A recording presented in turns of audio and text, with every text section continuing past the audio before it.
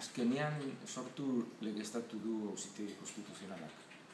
Azken momentuan, esan daiteke, hain zuzen ere, Auzitegi Konstituzional hau berritu beharrean dagoelako, eta hau izango da, seguruna, azken bilera berritu baino lehenago.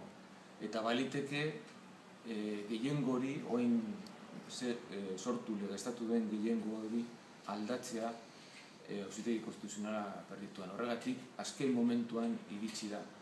Eta badauka azalpen bat, eta da saiatu delako Auzitegi Konstituzionaleko burua, Pascual Salas presidenteak, ahalik eta babes handiena lortzen erabakiaren inguruan, eta horregatik luzatu da eztabaida horren arte.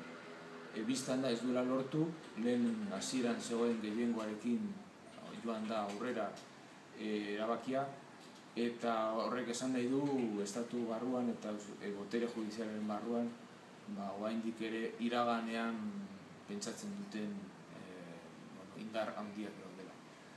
Bestetik, sorturen garrantzia azpimarratzetakoan nik uste dut sortu aurkeztu zeneko momentua dela garrantzitsua iazko otsailean. Sorturen estatutuak aurkeztu zituztenean, orduan ikuste dut Ezker Abertzaleak eman ziola benetako bultzada prozesu politikoari, eman zion bultzada borroka armatuaren amaierari. Hor nolabaiteko inflexio puntua markatu zuen historia berrian.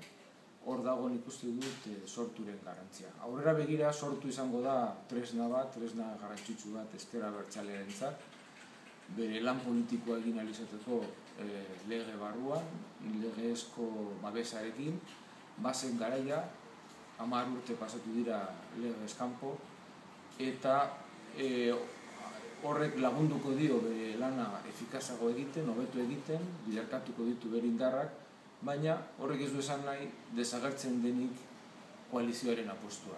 Hauteskundeei begira, Ezker Abertzaleak egingo du apostua Euskal Herria Bilduren koalizioaren alde. Eta hori izango da nolabaiteko ildo nagusia hurrengo hauteskundeetan nolabait ere lortzeko gehiengoa lehen indarra izateko.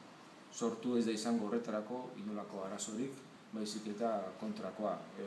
Erraztasunak emango dizkio behar bada gauzak azkarrago eta eraginkorrago egin ahal izateko.